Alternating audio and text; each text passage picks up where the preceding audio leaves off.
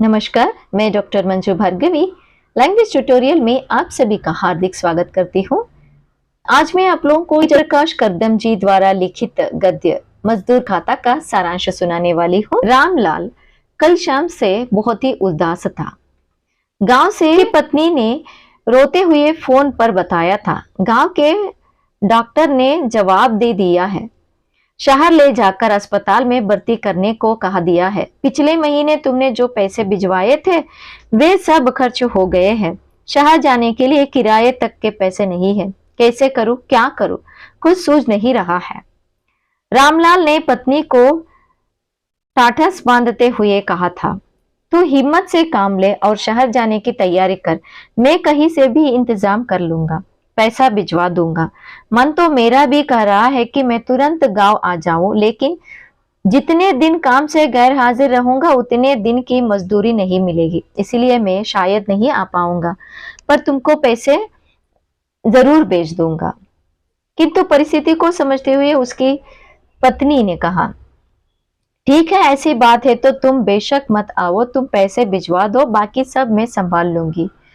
यहाँ पे रामलाल के बच्चे का तबीयत बिगड़ गया था। रामलाल कहता है कि तुम फिक्र मत करो, मैं कल ही तुमको पैसे भिजवा दूंगा। रामलाल दफ्तर जाता है। घड़ी में 10 बजते ही वह काम छोड़कर सीधे फैक्ट्री मालिक के पास गया और अनुरोध करते हुए बोला, साहब मुझे थोड़ी देर के लिए बैंक जाना है, बैंक से पैसे निकालकर घर भेजने हैं साहब, बहुत जरूरी है। अब सहानुभूति व्यक्त करते हुए पूछते हैं कि कहाँ है तुम्हारा बेटा, क्या बीमारी है उसे, सरकारी अस्पताल में क्यों नहीं दिखाते। मालिक को पूरा किस्सा सुना देता है। उसके बाद जल्दी से बैंक पहुंचने की कोशिश करके वह रोज की अपेक्षा में तेज गति से साइकिल चलाना शुरू करता है। उसके पैर साइकिल के पेडल पर थे, पर मन गांव के बेटे में था। बैंक में बहुत भीड़ थी। एक ग्राहक से रुपए निकलवाने का फॉर्म भरवाकर वहां पासबुक और फॉर्म काउंट पर बेटे बाबू की ओर बढ़ते हुए बोला, लो साहब। तब वहां बैंक वाला बाबू कहता है, पैसे नहीं निकाल सकते, निकल जाओ, शनिवार को आ जाना। बैंक वाले बाबू का इस बात से रामलाल को बहुत बुरा लगता है और वहां से वह निकल जाता है। फैक्ट्री मालिक पूछता है कि तुमने बैंक से पैसे क्यों नहीं निकाले, वापस क्यों आए।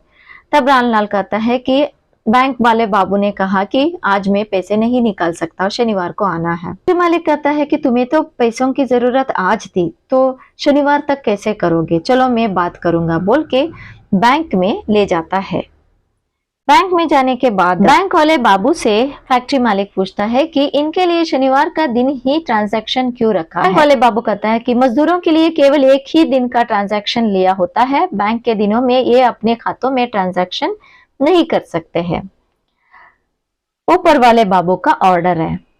तब फैक्ट्री मालिक मैनेजर के पास जाता है और पूछता है कि ऐसा क्यों आप लोगों ने बनाया है। मैनेजर कहता है कि जी हाँ, हमारे बैंक में इस तरह की व्यवस्था है, मजदूरों के लिए शनिवार का दिन ही निर्धारित है, उस दिन ये लोग अपने खाते से ट्रांजैक्शन कर सकते हैं। ऐसा इसलिए है क्योंकि ये लोग गंदे रहते हैं, इनके कपड़े मैले कुचेले और तेल चिटके में सने होते हैं। इनके बैंक में होने से काफी कस्टमर को जो साफ सुथरे कपड़े पहनकर आते हैं असहज महसूस करते हैं, इससे बैंक के बिजनेस पर प्रभाव पड़ता है। इसलिए इनके लिए शनिवार का दिन निर्धारित किया हुआ है ताकि इनका भी काम चल जाए और बैंक के बिजनेस पर भी प्रभाव नहीं पड़े। इस तरह शाखा प्रबंधक बहुत ही विस्तार से फैक्ट्री मालिक को कहता है। ये सब सुनने के बाद फैक्ट्री मालिक को गुस्सा आता है और वह चेतावनी देता है कि मैं तुम्हारे ऊपर भी केस चलाऊंगा, मीडिया को बुलाऊंगा। ऐसा करने के बाद शाखा प्रबंधक कहता है कि साहब हम पर इतना गुस्सा मत कीजिए, बैंक हमारा नहीं है, हम यहाँ नौकरी करते हैं, हम वही कर रहे हैं जो हमें ऊपर से आदेश आया है।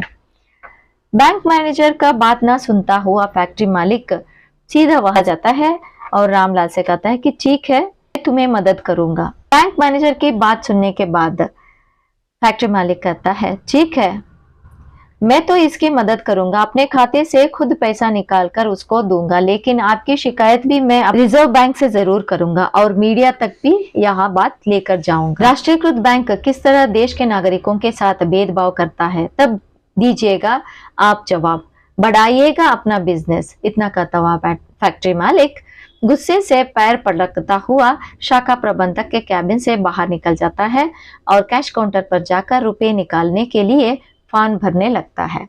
यहीं पर गद्य की समाप्ति होती है। धन्यवाद।